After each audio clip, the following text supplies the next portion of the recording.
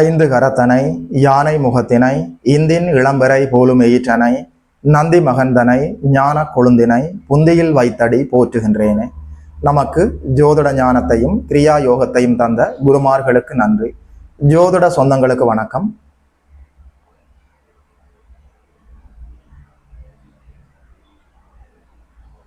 ரெண்டாயிரத்தி 25ஆம் ஆண்டு ஐப்பசி மாதம் கடகராசிக்காரர்களுக்கு என்னென்ன பலன்கள் எல்லாம் நடக்க இருக்கிறதுன்னு சொல்லி பார்க்கலாம். இந்த மாதத்துல முக்கியமான 2 கிரகங்கள் பயிற்சி அடைகின்றார்கள்.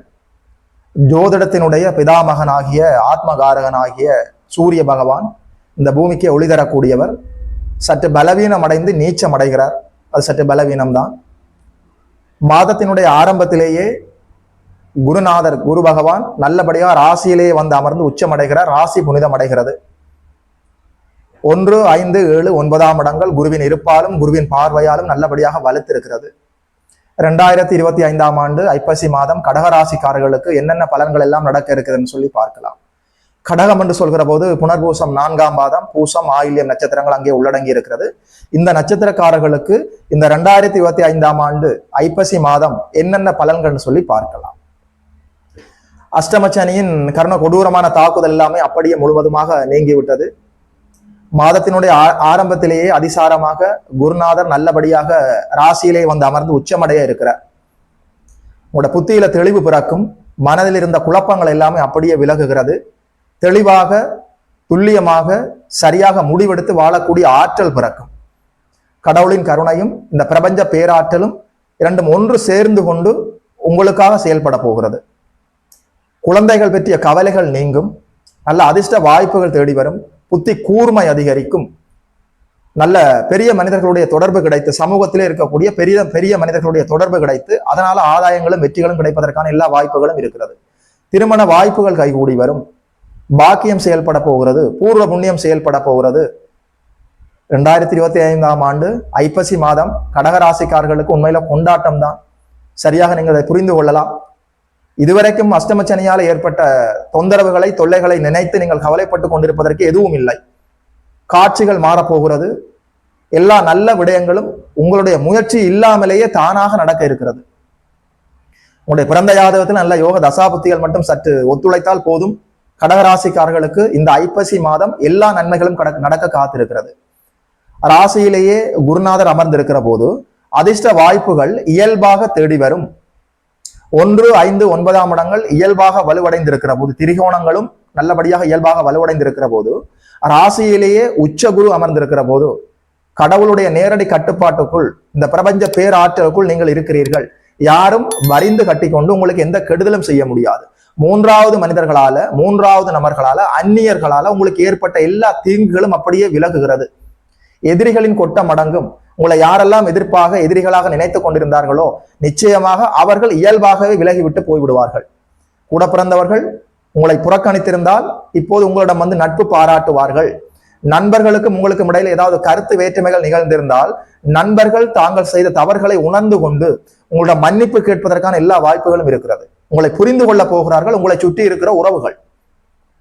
சரியாக இந்த வாய்ப்புகளை கடகராசிக்காரர்கள் பயன்படுத்தி கொள்ள வேண்டும். கடந்த காலங்களிலே நடந்த தீமையான நினைவுகளை, பாதிப்புகளை நினைத்து அசை போட்டு கொண்டு நேரத்தை வீணடிக்க கூடாது.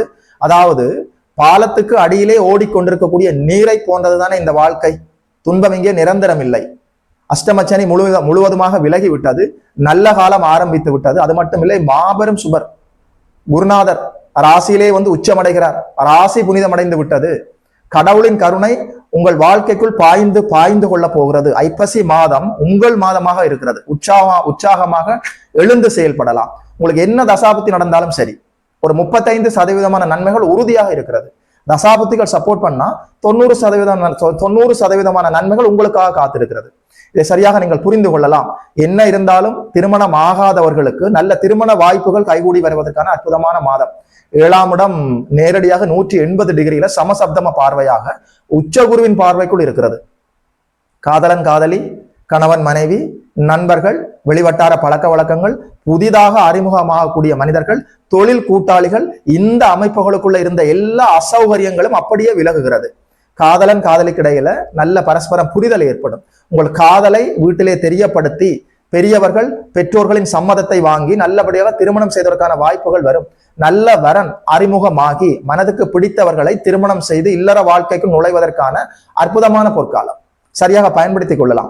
இரண்டாம் திருமணத்துக்காக காத்து கொண்டிருந்தவர்களுக்கு நல்ல வரன் கிடைக்கும். நல்ல வாய்ப்புகளை சரியாக பயன்படுத்திக் கொண்டு நீங்கள் வாழ்க்கைக்குள்ள போவதற்கான இல்லற வாழ்க்கைக்குள் போவதற்கான இணைவதற்கான அற்புதமான பொற்காலம். 7ஆம் இடம் உச்சகுருவின் பார்வையால அதீத சுபத்துவத்தை அடைந்திருக்கிற போது திருமண வாய்ப்புகளை நீங்கள் சரியாக பயன்படுத்தி கொண்டால் அந்த திருமண வாழ்க்கை நிலைக்கும், நீடிக்கும், வளரும், பயன் தரும். அதே நேரத்துல 5ஆம் இடம் நல்ல இயல்பாக வலுத்திருக்கிறது. 9ஆம் இடம் வலுத்திருக்கிறது. குழந்தைகள் பற்றிய கவலைகள் விலகும். உங்களுடைய குழந்தைகள் கல்வியில முன்னேற்றமாக போக முடியும். அற்புதமான வாய்ப்பாக இருக்கிறது. ஆண் வாரிசு கிடைப்பதற்கான வாய்ப்பு இருக்கிறது. குழந்தை செல்வம் வேண்டும் என்று சொல்லி மருத்துவ தீர்வுகளுக்குள் நீங்கள் செல்கிற போது சரியான மருத்துவ உதவிகள் கிடைப்பதற்கான வாய்ப்பு இருக்கிறது. குழந்தைகள் பற்றிய கவலைகள் விலகும். புத்தி கூர்மை செயல்படும். பாக்கியம் செயல்படும். பூர்வ புண்ணியம் செயல்படும். களத்திரம் செயல்படும். ராசி புனிதம் அடைந்திருக்கிறது. என்ன சொல்ல, எப்படி சொல்ல? கடகராசிக்காரர்கள் கடந்த காலத்திலே நடந்த தீமையான நினைவுகளை நினைத்து அசை போட்டுக் கொண்டு நேரத்தை வீணடிக்க கூடாது. கடவுளின் கருணையும் இந்த இயற்கையினுடைய பேராற்றலும் ஒரு சேர 2 in 1 உங்களுக்கு ஒரு கல்ல 2 மாங்காய். சரியாக பயன்படுத்திக் கொள்ளுங்கள். கடவுளின் கருணை காட்டாற்று வெள்ளம் போல், மடை திறந்த வெள்ளம் போல் கடகராசிக்காரர்களுடைய காட்டில், வீட்டில், வாழ்வில் இந்த ஐப்பசி மாதம் 2025ஆம் ஆண்டு பாய இருக்கிறது.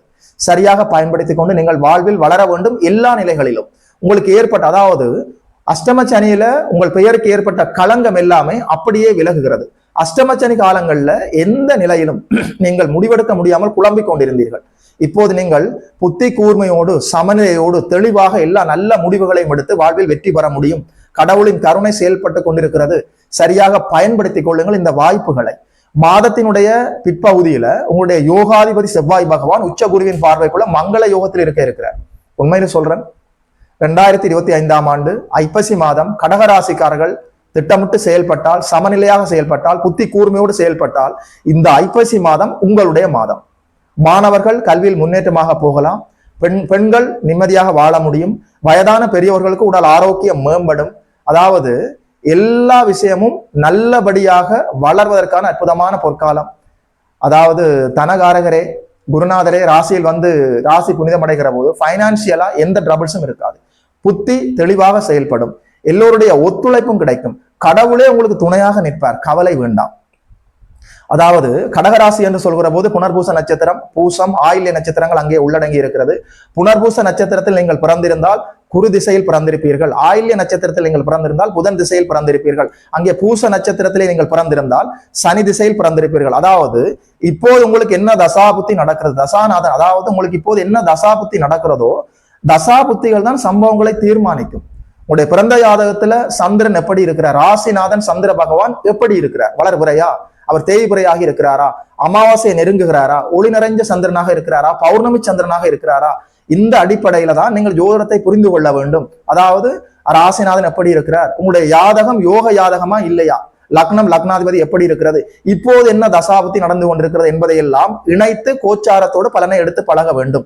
அதாவது 2025ஆம் ஆண்டு ஐப்பசி மாதம் கடகராசிக்காரர்களுக்கு என்ன நடக்கும் அப்படி இல்லை. உங்களுடைய பிறந்த ஜாதகத்துல இப்போது என்ன தசாபுத்தி நடக்கிறது, உங்களுடைய பிறந்த ஜாதகத்துல ராசிநாதன் சந்திர பகவான் எப்படி இருக்கிறார், உங்களுடைய யாதகம் யோக யாதகமா இல்லையா, இது போன்ற அடிப்படைகள் எல்லாம் கோச்சார பலன்களை தீர்மானிக்கும்.